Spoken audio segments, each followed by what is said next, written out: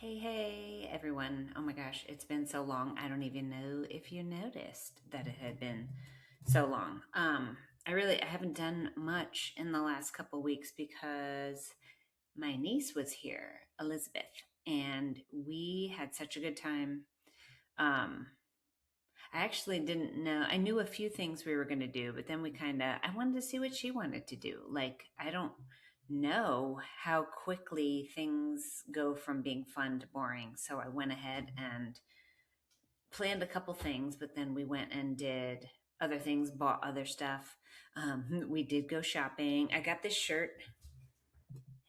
It's a, Bruce Springsteen shirt. It's short, but it's not, it's cropped, but it's not like, I can wear it because it still covers everything, if you know what I mean. I'm not a midriff kind of gal, but I love the look. I just don't feel comfortable wearing it myself. Anyway, that's not the point. This is going to be a sad one, but I just wanted to update you on. I guess I just wanted to give you an excuse why I wasn't here, even if you have no clue who I am. I have so many books and movies and shows to review. It's going to take me a while. So I thought I'd just do my blog because that's what was weighing on my mind right now, and a few days ago. So I've been kind of working up to this, and I just posted it. I wrote the blog, and it just went live a few minutes ago. So I thought I would just knock this out, and hopefully I won't cry too much, or at all. I hope I don't cry at all. I've been pretty good about compartmentalizing. But anyway, let me finish the story about. I'm going to put my phone down. I don't need that yet. So, the things we did with my 13-year-old niece, we went to the drive-through safari. I think that is fun for any age person. You should definitely go. We went to the Atlanta Safari Park. The first time we went there, we had a weird encounter. But I mean, animals, they're very unpredictable. You just have to go with it. It was not anyone's fault, or this isn't a bad experience. It was just surprising. So when you go there, the animals can kind of stick their heads in the car, and this one kind of did stick its head in the car. So this is the last time, not this time. So we were smarter this time. So we're just rolling our windows down like, come on in, little animals. And so there's a bunch of alpacas. I forget if it was the llama or the alpaca. I really don't know. I've got to look up what the difference. They're very similar looking, but there are ones that look different, and I'm wondering if that's why, or if they just, some of them had hairier legs and some of them had kind of short hair on the legs. So I'm wondering if that was the difference. Anyway, again, I'm getting off track. So the last time we went, which I believe was last year, it was newer. They were going to be getting a baby giraffe in, which this year they had. So, and I'll put the link down because if you are in Georgia or close by to Georgia, I think you should definitely put this on your list. Um, but when we went, so we're driving through, we get to this kind of curve, and there's all these llamas or alpacas coming in for their food, and they give you these buckets. So you hold your bucket out the window and they eat from there. Well, my niece held her bucket out the window for a while, and then there was a big crowd of them coming in. So she kind of was like, "Ooh, that's a lot." And before she could roll her window up, one of them stuck their head in. And she was kind of like, a little nervous, but she was like, okay, well, he just wants more food. Well, one came up behind that one and was kind of being nasty to him. And so he went to go turn around and spit, but he ended up spitting inside my car and all over her. And it was very traumatic just for a small moment. But we had the towels, so we wiped her off. We wiped the car off. And of course, she showered when she got home because snot. But so that was our experience there. And then the first, like as soon as we went in the gate that time, there was an ostrich. And I don't know if you've ever seen an ostrich eat food, but when you're holding a bucket, they come in and they peck boom, really hard. And the whole bucket, like you feel like you're going to drop it. So it's aggressive. So it's sticking its head like right here in front of your face. And that's kind of scary if it decides it doesn't like you. What's it, boom, it's going to do that. You're going to look like you got beat up. So anyway, tried to move the car so I could roll the window up. You can't roll the window up, obviously, on the animal, but let me tell you, you feel like you want to because you're just trying to get out of there. Anyway, this time we were prepared and none of that happened. We did get a little drool in the car from one of the animals that had just stuck its nose in, but we handled it. And the giraffe was amazing. That's at the petting zoo part, and you get to feed it, and you can pet his little nose when he comes over. Anyway, so we did that.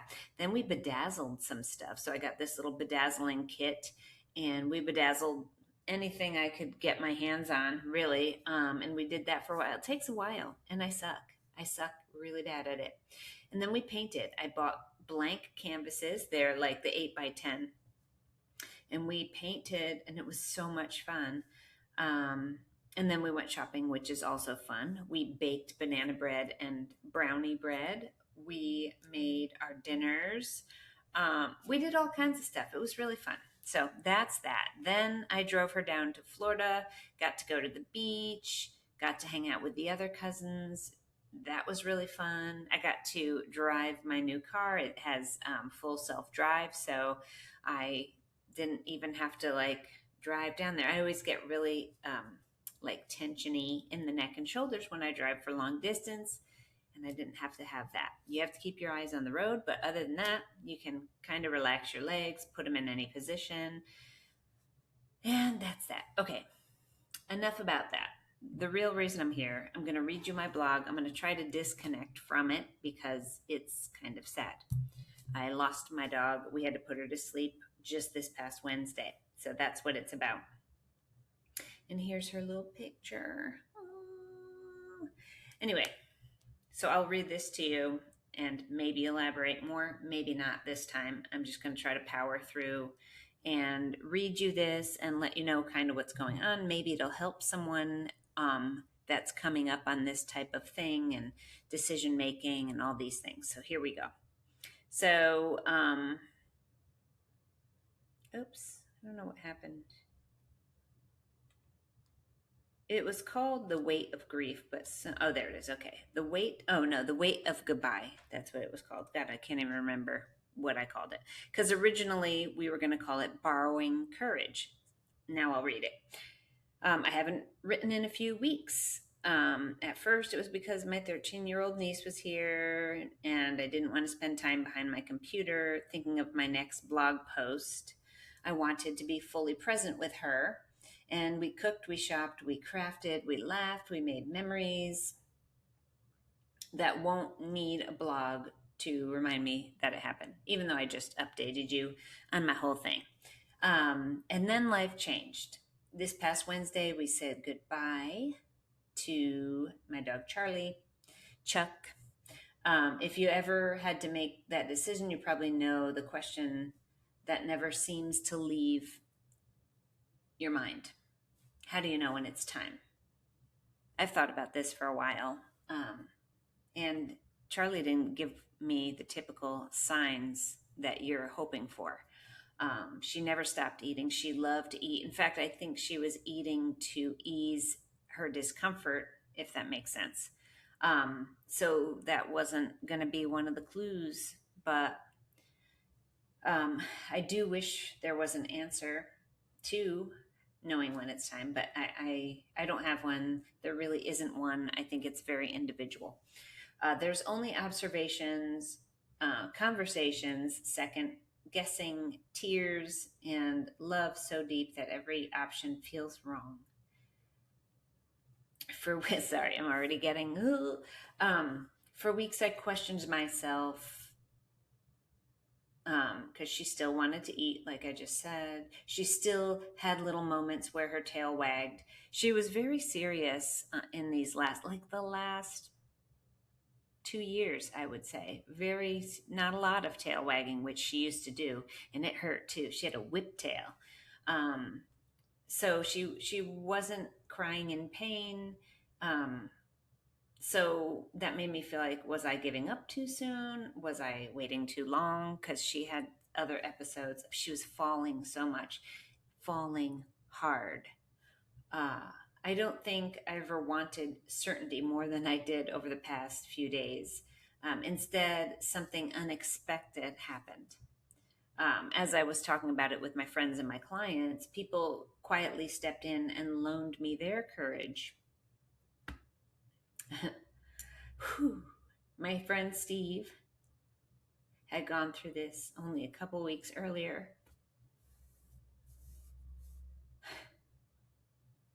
with his 17-year-old dog. I'm going to do this. He didn't tell me what to do. He simply walked me through the process, answered questions, and helped me understand what the day might look like. And he even said everyone's is different. Even his dog, his different dogs that over the years that he's had to do this to with four, they were all different, but this one was peaceful. And his wife, Christy, then sent me a sweet note and sent me 2 videos from this vet on Instagram that I follow, which I will also link here because she's amazing. And so is Christy. But it spoke about guilt so many of us carry when we make this decision. And she explained that we aren't taking away from our pet's pain because we can't bear to watch it. We are choosing to carry the pain ourselves so that they don't have to anymore. I'm still getting condolences. This is a dog, I know, but she was one of my best friends. She was my baby. We are choosing. Yeah, I already read that. See, totally. I can't see anymore because my eyes are watering.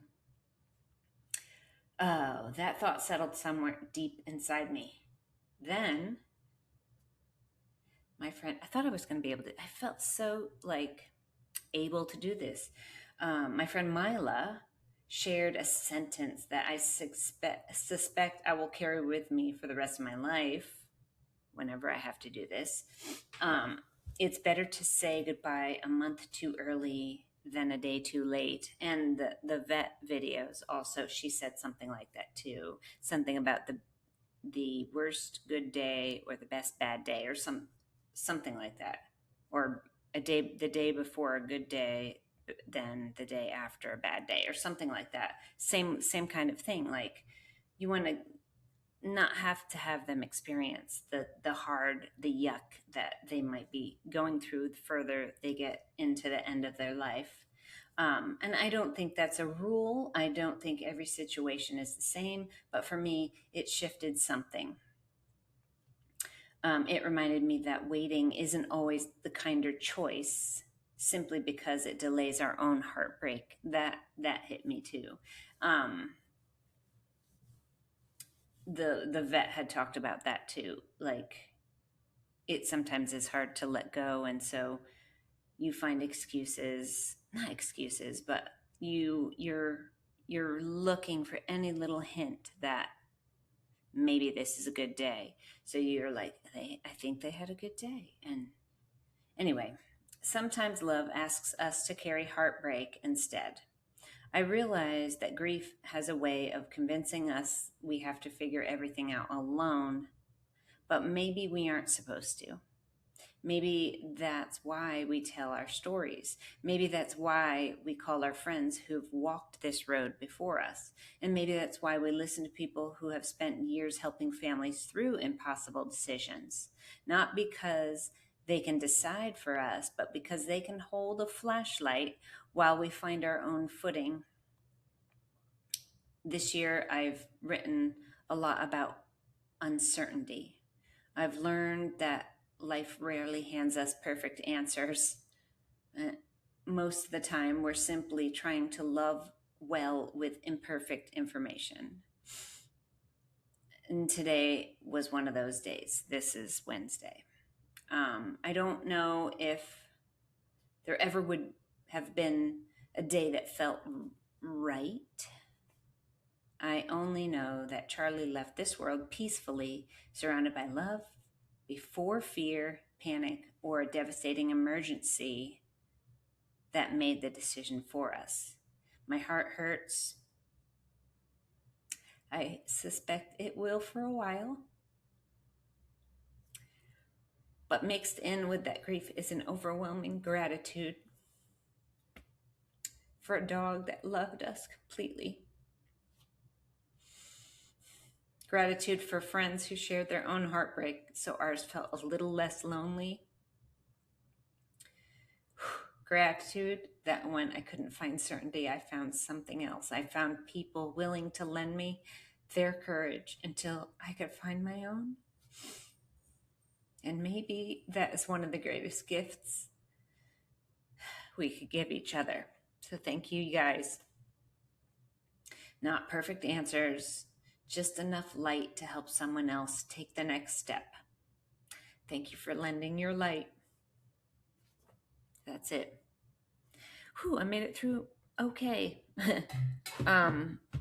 Definitely less tears than the actual day, but oh God, it hurts. But grief is weird.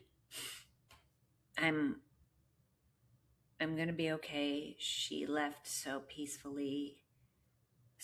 It was amazing, as much as heartbreaking and gut-wrenching. It was the most complete circle of emotions that we got to experience. So there you have it. Sorry, it's a very beautiful day outside. It's sunny, it's hot, it's summer. The kids are not in school yet. I hope they get to enjoy these last few days, almost a week before they go back. And I hope this helped some of you out there trying to decide, and also maybe encourage the people that had to go through this, that decided that they never want to walk this path again. I say, if watching your dog go is the only reason not to get another one, it's a small price, or maybe not price to pay. It's a big price to pay, but it is a small window.